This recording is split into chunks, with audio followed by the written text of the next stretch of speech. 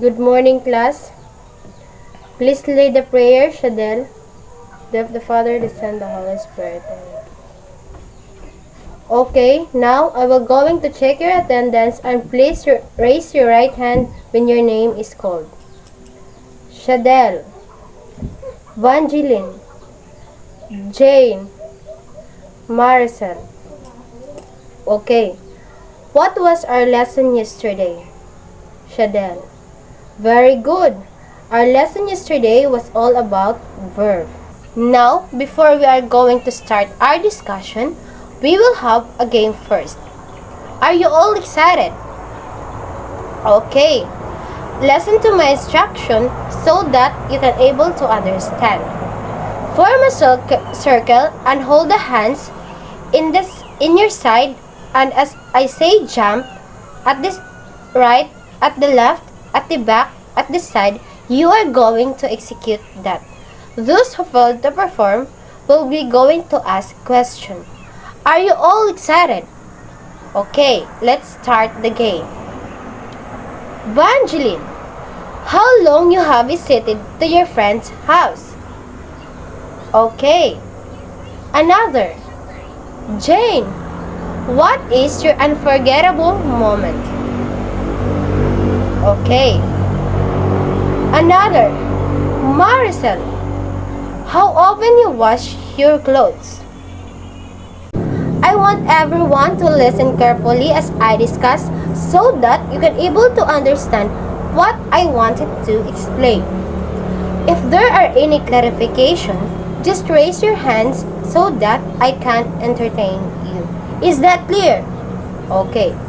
Our lesson for this morning is guided by our objectives in order to get our goal for our discussion. Okay, any volunteer to read our objectives? Okay, Vangeline, please read.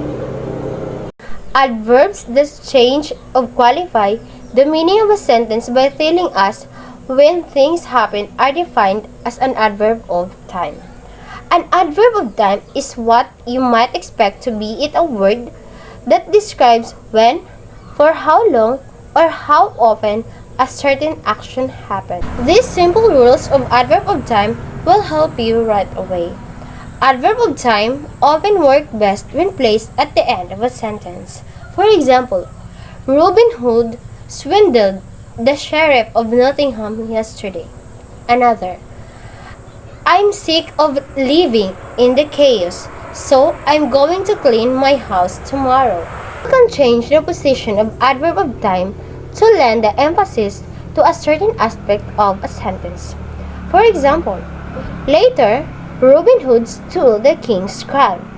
Time is the most important element here.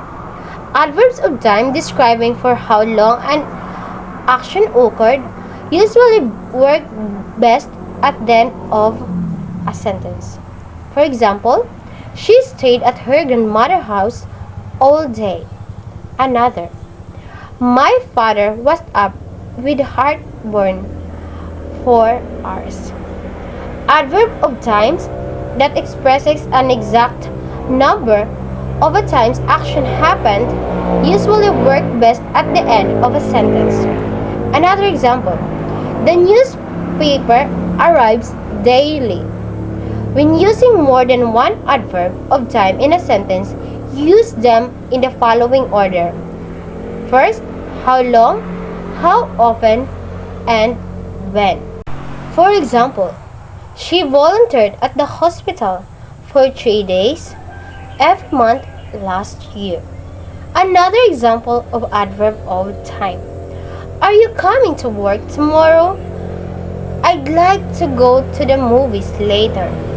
Jim was so sick, he spent 4 weeks in the hospital.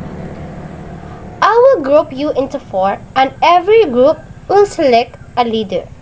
Write a sentence that contains an adverb of time and underline the adverb of time in 10 minutes. Rubrics for the activity. If the activity has done in a given time and all the members are cooperated in the activity, you will have 20 points. if the activity has done in a given time and there are 2 or more members did not cooperate, I will give you 15 points. If the activity was not done in a given time, you only have 10 points. And if the activity was not done in a given time and when members was not participate, you only have 5 points. What have you learned in our discussion today? Marcel. What else? Jane. Very good. I will give you an assignment. Write a sentence which contains adverb of time. Any clarification? Okay, that's all for today. Goodbye, class.